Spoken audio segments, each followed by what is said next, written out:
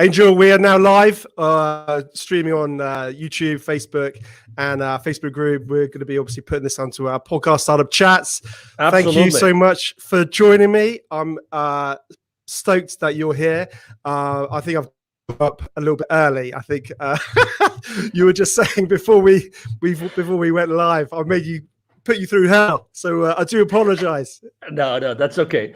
That's okay. You know, I'm so connected all the time, but it's true that, you know, you try to plan ahead a little bit what's going to happen in the day, but if it doesn't happen, it's okay, and you will know how throughout the conversation today, or you will know why. Well, let's kick this off because, you know, I'm so excited to talk about this whole topic of, you know, startups and that journey and that challenge that we all face, and I think wherever we can sort of get those pearls of wisdom or advice or help or a little bit of inspiration is always going to be a good thing and always help. So but before we maybe sort of dive into what we're going to focus on, which is that whole, you know, pivoting in times of crisis, I think that's a really interesting sort of topic actually, because I've certainly done that in various sort of degrees, and you know, we can chat about that. So yeah, it'd be interesting seeing your perspective. But before we do, would you mind sort of introducing yourself to the audience, and just giving a bit of a background about, you know, who you are and what you do? Absolutely. So my name is Angel Ribo, and I'm in Dallas, Texas, although I was born close to Barcelona in Spain. Basically one of my favorite cities, by the way. Oh, look Barcelona. at that. Love it. Okay, I thought that you were going to say Dallas, Texas. I've never been. I'd love to go. I'd love to come to visit. There's lots of great things here happening. So, but anyway, you know, obviously I love Barcelona too. Basically both corporate CEOs and established entrepreneurs, they hire me to bridge the gap globally for expansion and exposure. The reason why I helped, you know, I use internationalization strategies to accelerate the growth of their companies is because throughout my life, for the last 25 years, I have held more than 1,500 CEOs in 33 different countries. And I was able to do that because actually, let me tell you a secret now that you are actually in the UK. One of the reasons why I'm able to do this is because mom and dad, they put me through an English academy when I was in school, when I was in elementary school. And outside school, I was learning English. And I remember that the summer of 1982, I spent a whole summer in Scarborough, North Yorkshire in the UK, learning English. And I decided I'm not going to speak a word of Spanish for a whole month. And I requested that company to put me actually, obviously, with an English family, but I don't want to have contact with any Spaniard throughout the entire month. So I had actually a Swedish student doing the same thing, learning English in the UK as the same as me. And I only had contact with Swedish people and people from other places, but not with the Spaniards. And that's why I was able to speak English. And then, you know, I started my international career and everything. Something which is also really important is that, you know, as I lived in Latin America for 10 years, my heart and soul is with the kids in need in Latin America. And I started my nonprofit. It's called Wisdom for Kids. I did that 3 years ago. I'm the co-founder and president of Wisdom for Kids. And we help underprivileged kids in Latin America become entrepreneurs using the local resources. That's in a nutshell, you know, who I am and what I do in my life, Ben. No, that sounds amazing. You sound like you've been doing a lot and have a lot on your plate right now. So absolutely, it's always fascinating. And to be honest with you, I'd love to sort of dive more into all of those little, you know, all those elements and those niches to understand more about them. That'd be amazing. But maybe that's for another day. Absolutely. We can be, I mean, obviously, thank you very much for having me, Ben, here. And thank you, everybody listening to us today. I can be with you guys anytime. You just tell me 5 minutes before, and I'll promise to be there. Okay, Ben? Pinky promise. and that never happened, of course. Pinky promise. Pinky. My son does that to me. He makes me do pinky promises. You see? Of course, I told you just 5 minutes, as opposed to the 1 minute today. It's 5 minutes. I mean, this is like 5 times more time ahead. It's wonderful. You'll have to return the favor for me. You'll have to do the same for me one day. No. Of course, obviously, I'm giving Ben a hard time just because he's this kind of guy that he takes you know, jokes and being hard on him as lightly as I do. So it's a pleasure to be with someone in life that doesn't take everything judgmentally, which we unfortunately tend to do. And you know, that's actually one of the challenges of the startup entrepreneurs as well. Yeah, it's very true, isn't it? You've got to be so adaptable and level-headed, quite cool and calm under pressure, and not getting too hyped or too upset either way, because it's a journey. It's not a sprint, isn't it? So you've got to keep an eye on that bigger picture. So Absolutely. And keep moving forward. That's the key. Keep moving forward. So let's dive into the whole sort of topic of pivoting. As we know, sometimes, a startup and an established business has to pivot. I mean, we've seen a lot of established businesses have to pivot in this time of, the COVID-19 and all the rest of it, particularly when, a business stream suddenly was closed off. A lot of brands had to sort of pivot towards more direct consumer sales rather than B2B sales. But certainly within that pre-launch phase and starting a startup, that can happen too. I know it's actually happened to us recently with one of our product launches. And without going into that, but I think it's a challenge that we face at various levels. And I guess thinking within that pre-launch phase, one of my thinkings is it sometimes best to pivot before you launch, if it's abundantly clear that you should, or sometimes is it better just to launch, test the market, and then pivot? That's a great question. And actually, you probably remember that probably it was like already 10 years ago that this guy invented this business canvas that you actually, it was a collaborative work developed here in the north of the country, in the US, by someone in the MIT, I think it was. The reason why I'm mentioning this is because we tend to forget that the buck, right, the dollar, the money starts with sales. And we are so hard on ourselves, going back to what I was saying about being judgmental, we are so hard on ourselves that we try to do everything else look perfect before we even talk to potential clients. Obviously, everybody in the startup world talks about the minimum viable product or minimum viable service, all these kind of things. But in reality, the only thing, let's say you and I, we have an idea today, and it's an amazing idea, which could be actually easy for us to have a great idea today. And we say, we're going to launch it. You know what we need to launch it? Okay, we commit that between now and 24 hours, you talk to 5 potential clients in the UK, you talk to 5 potential clients in Texas. We have 10, let's say only 50% of them show up. We already have market feedback. So I think I'm responding to your question. I'm a big proponent of, if you eventually have to launch something into the market, why don't you start talking to the market? And it doesn't have to be perfect. You have friends, you have former colleagues, you have relatives, you have neighbors, you name it. You go to a store, you go to a coffee shop, you talk to the guy which is serving you, the bartender. You can even ask that person for their feedback about what you want to launch. So to your question, my main business mantra is take imperfect action now. That's me. That's my clients. Take imperfect action now. So definitely, I would reach out to the market first, and then I would start strategizing about what's the best way I can launch or pre-launch my product or my service or my company or my venture. But definitely, I mean, I have seen so many people wasting so many hours, so many days, so many months perfecting something before even talking to someone in the market to see if that would fly or not. So that's definitely my response to that. No, it's very true. I think within a good pre-launch phase, speaking to the audience is absolutely critical, because like you said, too much time can be wasted on tech development, and your whole bubble of one, an opinion of one is always dangerous, as they say.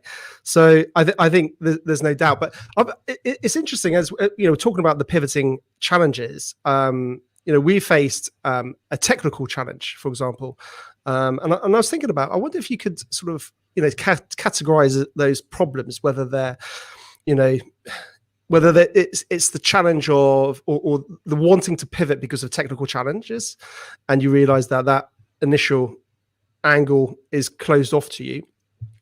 For example, you need to feed in, you need something with you're relying on a third party, and then suddenly they cut off their service, and your whole product roadmap was and the USP was around this collaboration. So you're relying on a third party, and then suddenly they pull the rug from under your wheels. when that happens, clearly you need to pivot because you can't really launch to market without it. But I think one of the mistakes, and that's something that's we've recently found. So we're having to do a slight pivots in terms of our launch, one of our products that we're releasing, in terms of just realigning some of those core elements. Interestingly, we had and it's still ongoing, is another product launch which started way back when, and that was my thing. And I think I made those exact same mistakes that you talk about, and you shouldn't make, which is, it's got to be perfect. It's got to be perfect. Just one more thing. Can we just do this feature? And then suddenly it becomes like a monster. And I think that has been a huge frustration for me, certainly, is not getting something out of the door. So it's interesting, isn't it? The pivoting can come for different reasons. But you see what? I mean, this is how I typically don't curse on podcast interviews, but I don't know if I'm allowed to do it today. But we get so sidetracked by perfection, and you just described the perfection sidetrack. That you wanted to do this additional feature, this additional thing that would make this offer like magnificent, like extraordinary, it's spectacular, right? But suddenly you get so into the trenches of that thing, But in reality, guess what? And I've seen that last year. I saw that with many technologies and many providers saying, we're not sure if we're going to be around for a long time. But guess what? The difference between the technologies that I kept on working with or the others that don't, because maybe they were scaling down, downsizing, whatever, is the attitude of the customer service people, the support people.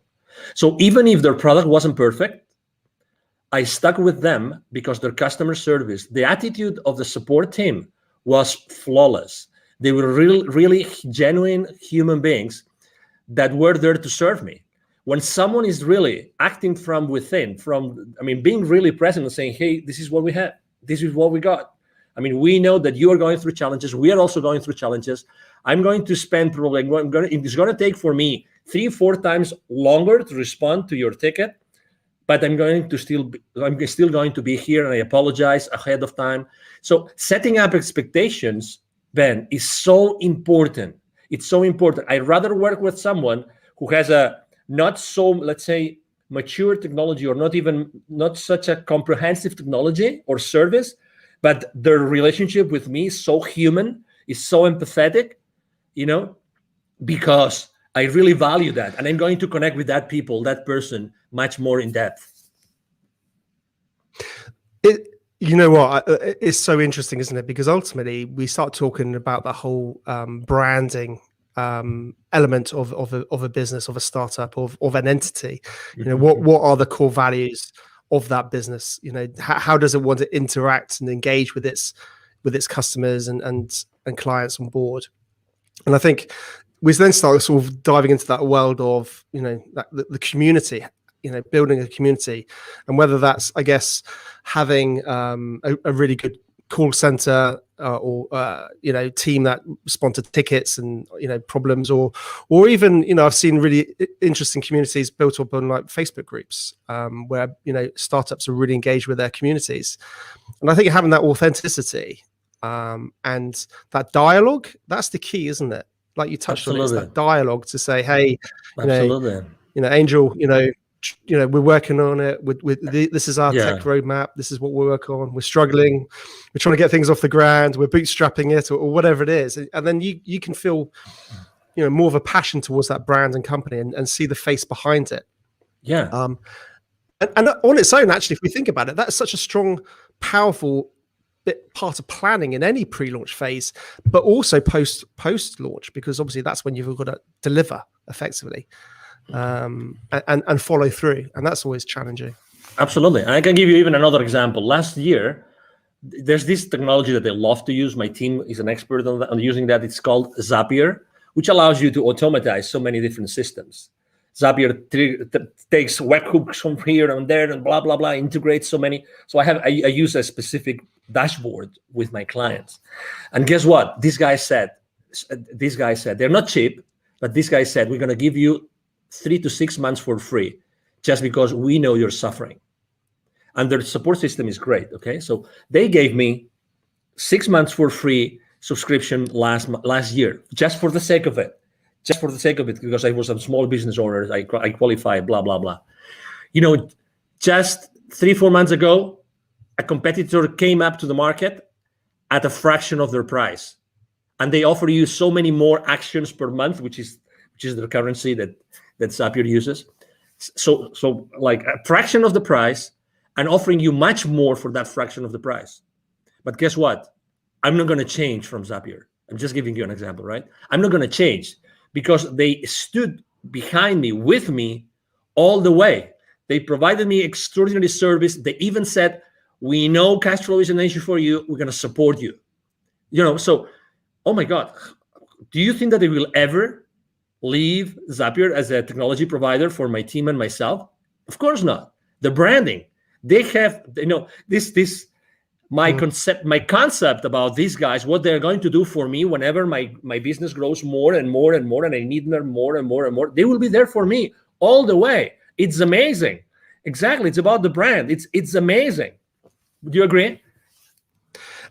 100%. And it's interesting, isn't it? Because I guess if you've got that strong narrative, that strong brand, that's good, that story that people buy into, if you do have to pivot, then it's much easier to bring them with you, because I guess you can again have that honesty and say, hey, listen, we're having to realign our business model. We're having to do this. Come with us. And when that pivoting moment does come, I'm guessing that's a lot easier. Yeah, it is because again, you trust them. You have already developed that relationship. It's all about expectations, Ben. I mean, really setting up the right expectations is so important at all levels. We tend to, there's a concept I use both when I coach personally the CEOs and when I work with in business, when I'm doing business consulting, which is a secret contract. And think about it. This concept of secret contract is just brilliant. With every single person that you have a relationship with, Ben, and everybody listening to us, with every person that you have a relationship, there's a lot of things that you've never shared with that person, but you expect from them. You've never spoken about those things, but you expect from these people a certain things. And the other way around. You've never talked about that with them, or they never talked about that with you, but they expect things from you. And that even happens with your business, with your family, with your partner, with your life partner, with your kids, with your father, mother, with your siblings. There's always those things that you expect from them, but you've probably never asked them or talked with them about them. That's why setting expectations is so important in the journey of an entrepreneur, of a startup CEO. Setting the right expectations with everybody, with all your stakeholders, is so important. And just with that, you are building, just with that very simple thing of setting the right expectations, you're starting to build a very strong brand. You will never be in denial. You will never sweep things under the rug, ever. You will always be there because you are very clear on the expectations. That's so important. And it's so easy to do. But in reality, we don't do it. No, it's interesting, and I think you hit the nail on the head, because it also is very similar to just old ways of doing business well.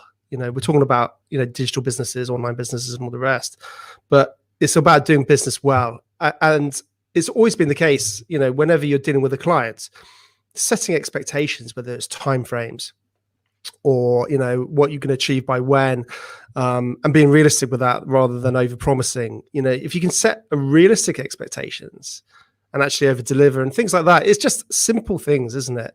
But I think what we need to what we need to start thinking about, I guess, as startup founders and all the rest of it, is how we set those expectations in a digital format to the masses, if that makes sense. How do we communicate that? And that might be simple as just, I guess, creating a Facebook group about your business and start talking about it, and then setting those expectations. It's interesting, actually. I've started to sort of observe the technology side of. By the way, I don't want this to get into some crypto sort of video here, because there's plenty of those out there. But it's interesting the technologies behind it, and some of those guys who are leading those technologies. and the way that they build community, and the way that they engage and constantly keep their audience who are interested updated. The one that springs to mind, if I'm honest, is probably the I'm gonna forget his name. The Cardano founder, Charles Hodgkinson, something like that.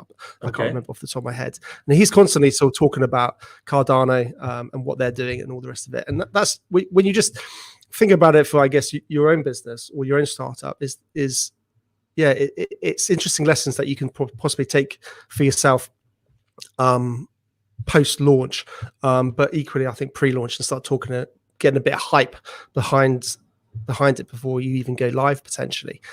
When should a business, I guess, not pivot? That's an interesting question. Can businesses pivot too soon?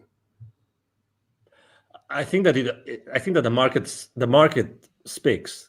I think that the most important thing is to see if the market is actually moving, is shifting, if the market is asking for different things or not, if the market is still willing to pay for the same products and services or not. That's the question. It's not about us. It's about the market. It's about, is there a new market being created? Is there a new community being created they're going to want specific things? So that's the question. I think that you have to really put the thermometer in the market. You have to have those conversations, those imperfect conversations with your potential clients, and see, hey, will you keep on paying for this? Do you still feel the value? Do you still feel the value in these kind of products? Or right now, what's happening now, what do you think is going to help you go to the next level? How many times, honestly, think about this, Ben. How many times before you sell to a client, you actually tell them this: I know I'm going to be part of your problem when you place the PO with me, because you're going to put X amount of money on my pocket and you will have nothing in return. My commitment to you is that I will make as much as I can to return on your investment.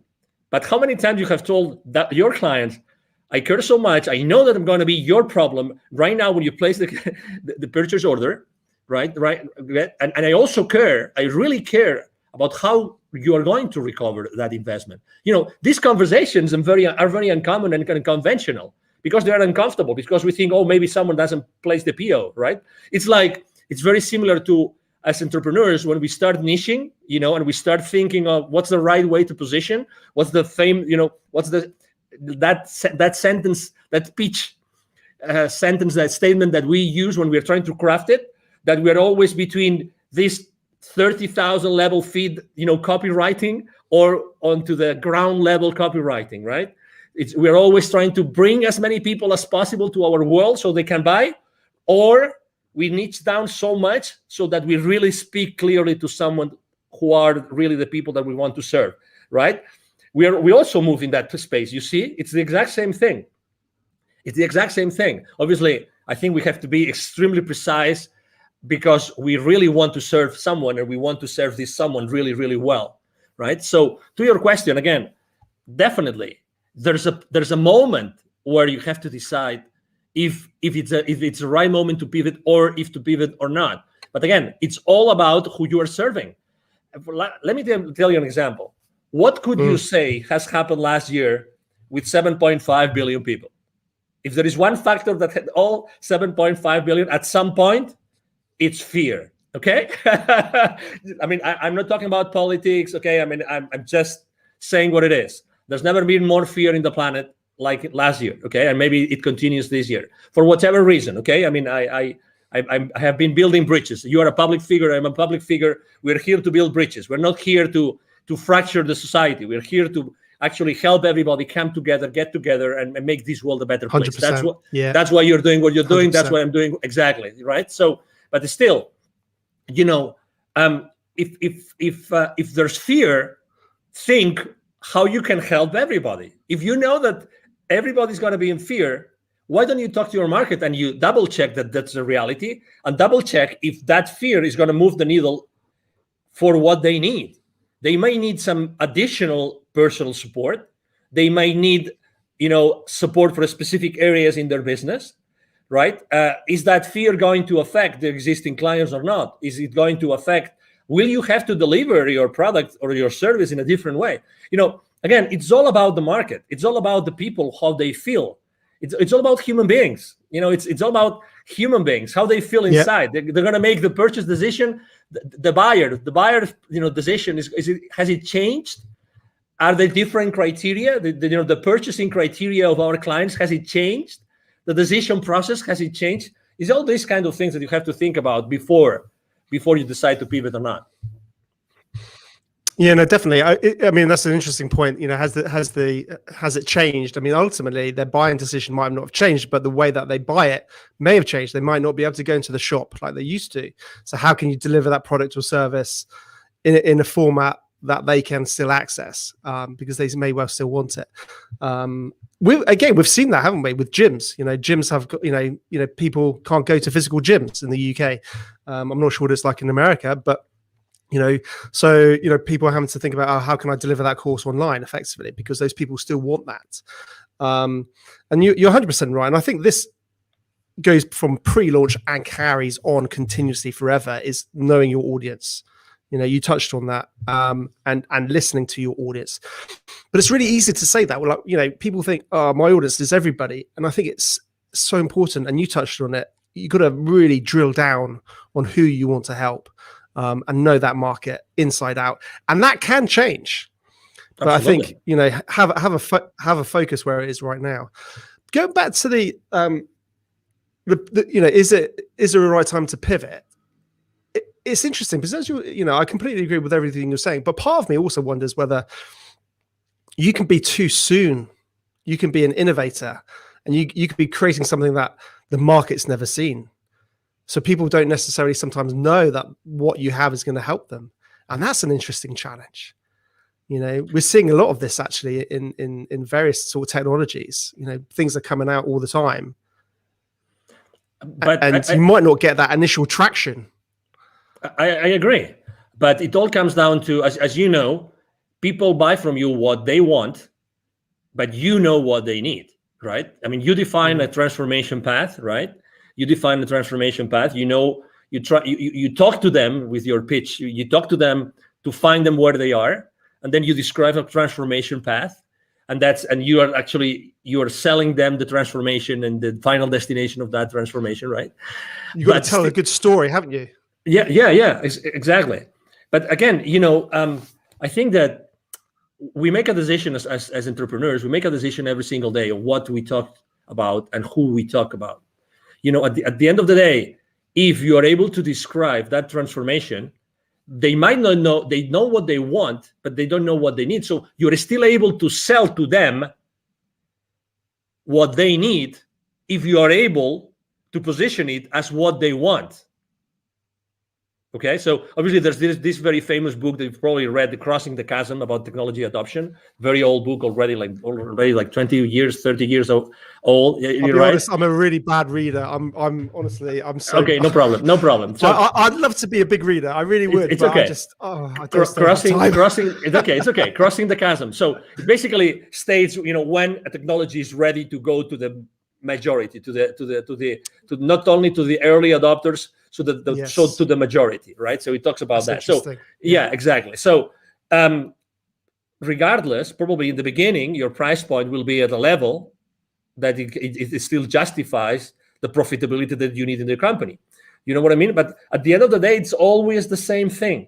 Are you able to position what your clients want from your pitch so that you give them what they want? They buy what they want, but you give them what they need because you are the expert. You are the subject matter expert. You're giving them what they need because you know more about that, because you are the expert. And obviously expertise is one of the most important things when you're pivoting, right? I mean, are there areas of expertise that you probably have not pitched enough to your audience? That's an area of, as you know, of innovation and being ahead of the curve and being creative and all these kind of things, and I think that also as entrepreneurs, when we are in startups, I think that we all the time we see new things. We're ahead of the curve. I mean, we really see those innovations because when we push so hard and we do so many things for so hard, because our life goes on it, right? So eventually we discover many other things and new ideas and new horizons open up for us. And and it is what it is, and so if you are an awakening enough entrepreneur, there's consistently reasons and ways for you to be innovative and to start trying those innovations into the market. No, definitely. I think like any good entrepreneur, they're constantly looking at the world in a different way. I call it my invisible radar. It's this. If anyone's watching the video, you'll be able to see what I'm doing. But if you listen to the podcast, you won't. But basically, it's like up there constantly, and it's just going, and then it's all hones on something, and then suddenly it's like, oh wow, this is like, and your brain starts going 100 miles an hour, and then your wife tells you to calm down and stop being silly and get focused on what you're doing. Exactly, because it's always challenging, isn't it? It's getting pulled too far in too many different directions. Absolutely. Interesting. Talking about, again, getting back to the pivoting. I think when somebody needs to pivot, having a good personal brand makes it a lot easier to pivot.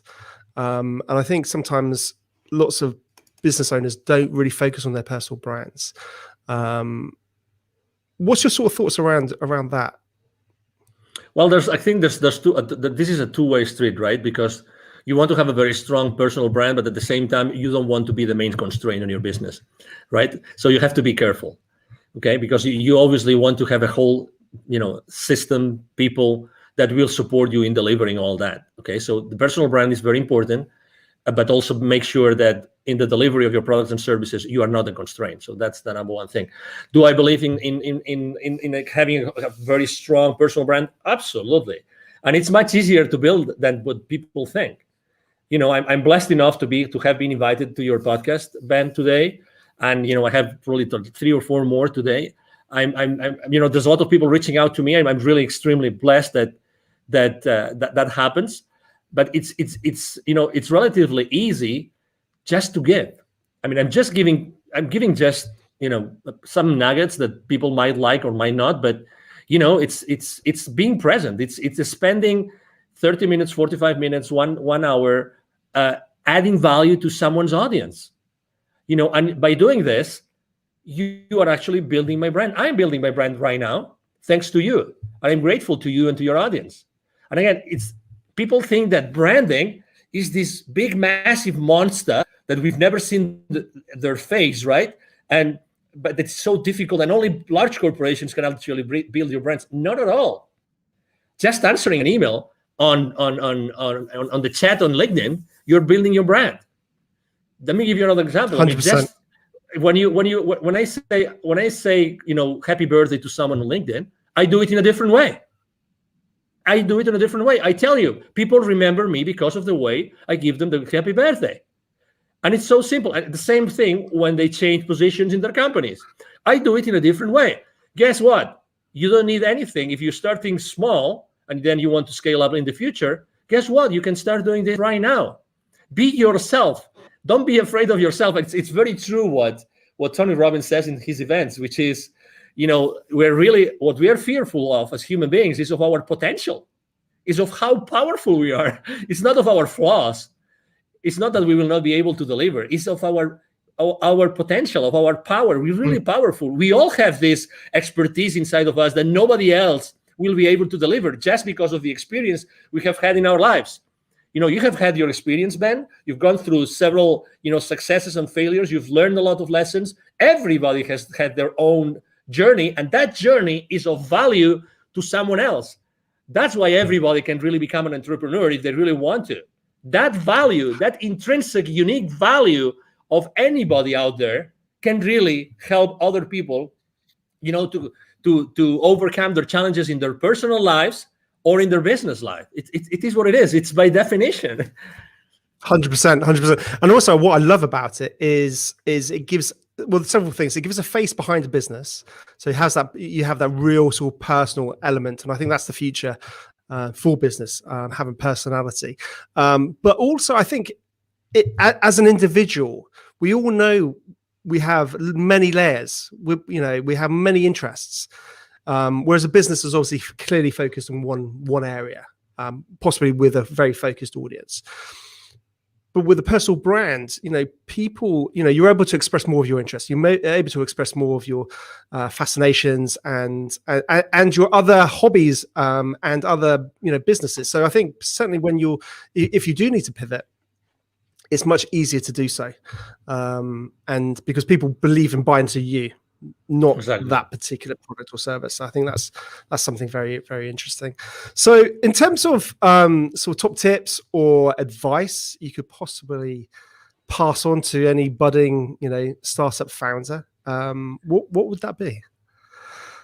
Well, I said it before briefly, but it's definitely, I think that's, honestly, I think this is at least 50% of the success, of the secret to success for any entrepreneur right now, which is take imperfect action now. Take imperfect action now. Expose yourself. Whatever you want to do, start doing it right now, immediately. Start talking to potential clients, to potential partners, to potential collaborators, to potential allies, immediately.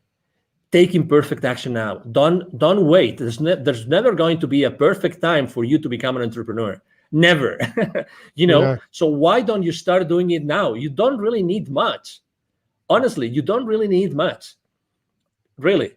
I mean, what did they say? Yesterday's the worst day, today's the best day, or something like that. I probably got that completely wrong.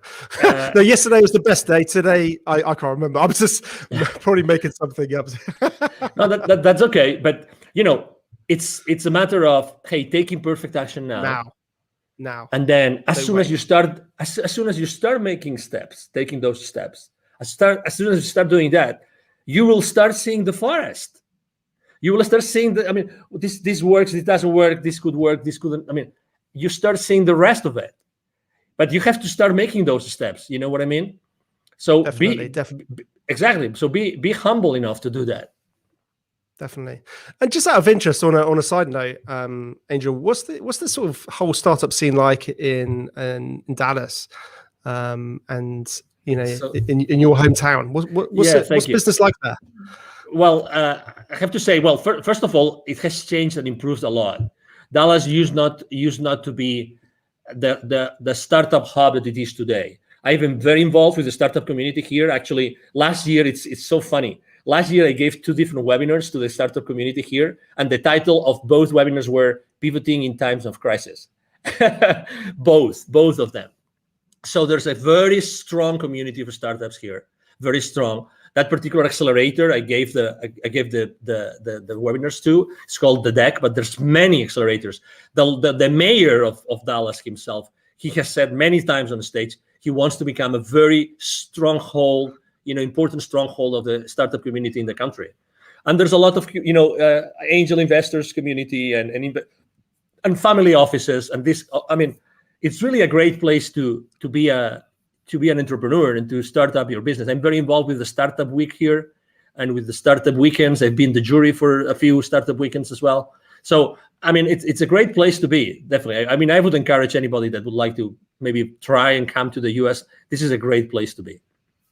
Fantastic. And am I right in thinking a lot of people are moving out from California and Silicon Valley to Dallas? Totally. Is that right? Yeah, it's true. Actually, large corporations, even before the pandemic started large corporations from California started to relocate here. And right now it's massive.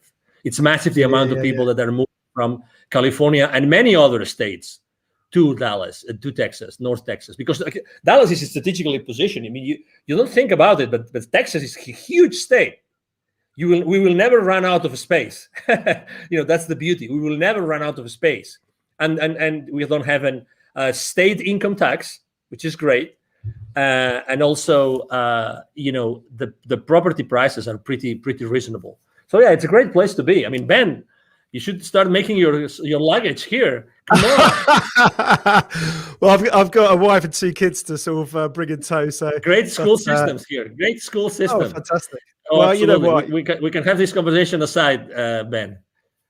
Well, it'd be great one day, definitely. I think in my dream one day, I really want to make sure I get to meet, like you in the real world, and all my guests, because I think it's it's very easy for us to just do it virtually, and that's fantastic. But I think if we can actually try and do that, like down the pub and have a beer, that's where, relationships can get built and go further. And I think, digital and what we can do now is amazing. But I think if we can get that, carry on with that social element into the real world, I think it gets even more powerful. Yeah, no, definitely. So one day I will get over to Texas, and come and say hello. So no doubt, I'd love to come and say hello. Awesome. Please do. Brilliant. Well, Angel, listen, thank you so much for joining me. It's been a real pleasure. Fascinating to chat about pivoting and some of the challenges and all the rest of it. And you take care and have a great day. And you too. Thank you very much. And if I may, just to tell people how they can find me. Absolutely. Okay, so again, my name is Angel Ribo. Last name is R-I-B as in boy O, R-I-B as in boy O, B as in boy O. The easiest way to reach out to me is to send me an email to angel as in heaven, angel@angelribo.com. Okay. Thank you very much. Really, Ben, it's been a pleasure to be here. And thank you everybody that has been listening and watching to us today. 100%. I'll put all your links in all the show notes and all the rest. How kind of you.